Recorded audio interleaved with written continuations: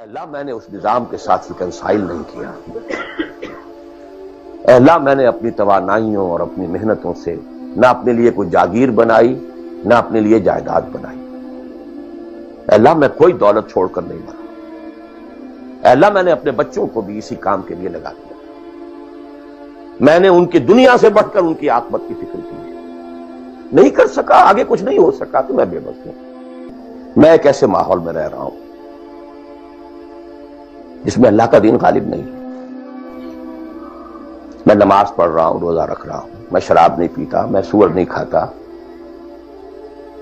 چلو میں نے اپنا اکاؤنٹ جو ہے بینک میں جو ہے کرنٹ اکاؤنٹ رکھا ہوا ہے، میں نے کوئی سود نہیں لیا، نہ سود لینا چاہتا ہوں۔ کیا کروں؟ اکیلا چنا پہاڑ کو تو نہیں پھوڑ سکتا، پورا نظام تو میرے بدلنے سے نہیں بدل جائے گا۔ تو میں تو رہا پھر 40%، 50%، 60%، 70% کافر کا کافر۔ وسط مخرج بڑی پیاری حدیث ہے وہ، جس میں یہ الفاظ آتے ہیں، حضور نے فرمایا انہا ستکون فتنۃ، ایک وقت آئے گا تو بڑا فتنہ ہوگا۔ حضرت علی فرماتے میں نے فوراً عرض کیا مل مخرج منہا یا رسول اللہ، اے اللہ کے رسول یہ بتائیے اس سے نکلنے کا راستہ کون سا ہوگا؟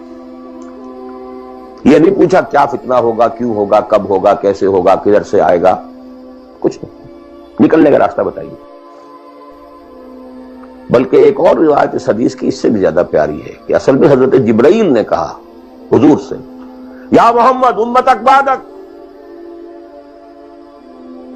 اے محمد صلی اللہ علیہ وسلم کبھی سوچا ہے تمہارے بعد تمہاری امت کا کیا بنے گا؟ تو حضور پلٹ کر سوال کرتے ہیں مل مخرج منہا یا جبرائیل، تو بہت بڑا پرابلم تم نے اے جبرائیل میرے سامنے رکھا ہے، تو اب آپ ہی بتائیں اس سے نکلنے کا راستہ کیا؟ قال کتاب اللہ، وہ پوری حدیث پھر وہی ہے، کتاب اللہ فیہ خبر ما قبلکم ونبأ ما بعدکم وحکم ما بینکم وہو ذکر الحکیم وہو الصراط المستقیم وہو حبل اللہ المتین۔ اس کا مخرج کیا ہے؟ یہ ہے اصل میں میرے اگر تو یہ بات سمجھ میں آ گئی، اس کے لیے تصور سمجھ لیجئے ہمارے دین میں کفارے کا ایک تصور ہے۔ آپ نے روزہ توڑ دیا، وہ تو ٹوٹ گیا، کیا کروں؟ جڑ تو نہیں سکتا۔ کب اشکوں سے جڑ سکتا ہے؟ جو ٹوٹ گیا سو ٹوٹ گیا۔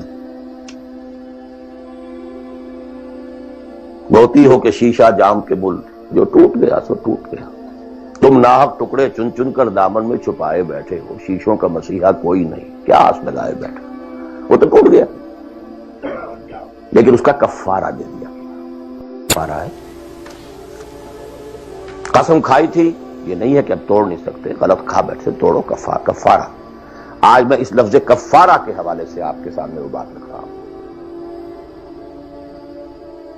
اب مجھے اللہ نے پیدا کر دیا اس دور میں، کسی کو ہندوستان میں پیدا کیا، کسی کو انگلستان میں کیا ہے، کسی کو امریکہ میں کیا ہے، کسی کو پاکستان میں کیا ہے، کچھ کو پاکستان پہنچا دیا ہے، چاہے زبردستی چاہے اپنی مرضی سے، کسی کو یہاں پہنچا دیا ہے چاہے کسی بھی نیت اور کسی بھی ارادے سے، لیکن اب ہے کہیں ہے، کیا کر؟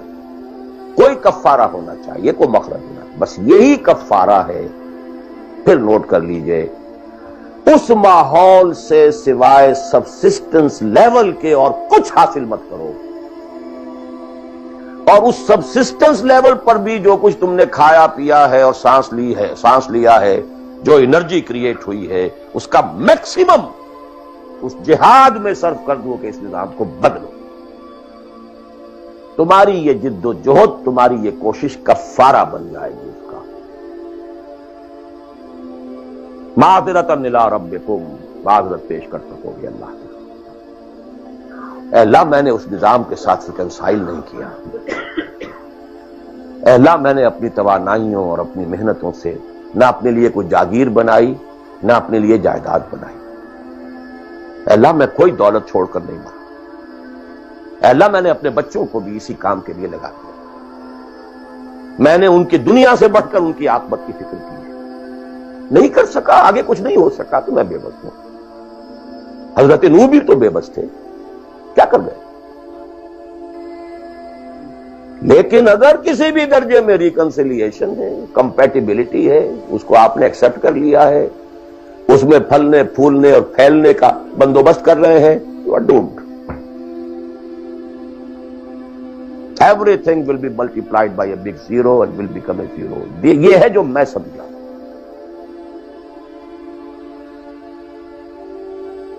اس کا نام ہے جہاد. کانسٹنٹ فرکشن، کانسٹنٹ اسٹرگل، جان مال. ان صلاتی و نسکی و محیایا و مماتی للہ رب العالمین. میری زندگی کا مقصد تیرے دین کی سرفرازی، میں اسی لیے مسلمان، میں اسی لیے نمازی. بلے چھالوں کی ہنس کے یار منا لیں دے،